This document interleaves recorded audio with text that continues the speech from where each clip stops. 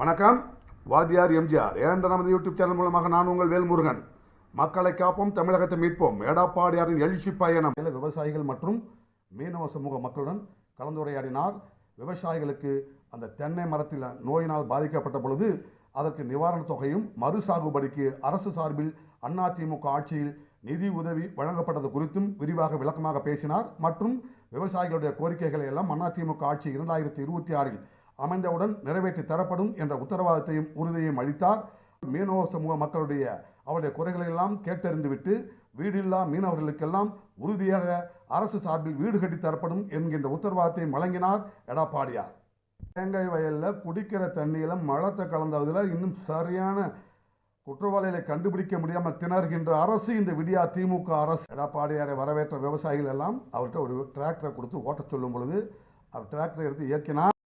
50 ஆண்டு கால காவிரி பிரச்சனைக்காக 22 நாட்கள் அனைத்து இந்திய அண்ணா திராவிட முன்னேற்ற கழகத்தின் எம்பிக்கள் நாடாளுமன்றத்தை முடக்கி காவிரி நடுவர் மன்றத்தினுடைய அரசாணையை வெளியிட வைத்த உழவன் செயலியை அறிமுகப்படுத்தியது அனைத்து இந்திய அண்ணா திராவிட முன்னேற்ற கழகம்.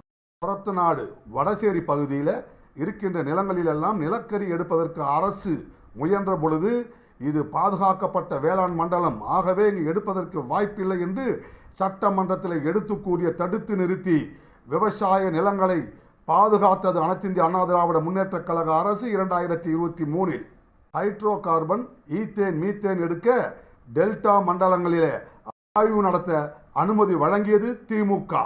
திமுக வந்துங்க ISI முத்திரை பெற்றது மக்கள் மன்றத்திலே, மக்கள் ஆதரவிலே என்ற அற்புதமான கருத்தை வெளிப்படுத்தினார் எடப்பாடியார். பட்டுக்கோட்டை அழகிரி, பட்டுக்கோட்டை கல்யாண சுந்தரம் அரசு சார்பில் பிறந்த நாள் விழா கொண்டாடப்படும் என்று அறிவித்தது அனைத்து இந்திய அண்ணா திராவிட முன்னேற்ற கழக அரசு. திமுக கூட்டணியில் உள்ள கட்சிகள் எல்லாம் ஆளுக்கு ஒரு பக்கம் இழுத்துக்கிட்டு நிற்குது. போய் முதல்ல அதை பாருங்கய்யா, உங்க கட்சி உங்க கூட்டணியை காப்பாற்றுற வேலையை பாருங்கய்யா என்று போற போக்குல திமுக மற்றும் கூட்டணி கட்சிகள் முகத்தில் ஒரு பஞ்ச் பண்ணி விட்டுருக்கார் எடப்பாடியார். இது கூறி உங்களிடம் விடைபெறுகிறோம். நன்றி, வணக்கம், வாழ்க தமிழ், வெல்க அனைத்து இந்திய அண்ணா திராவிட முன்னேற்ற கழகம்.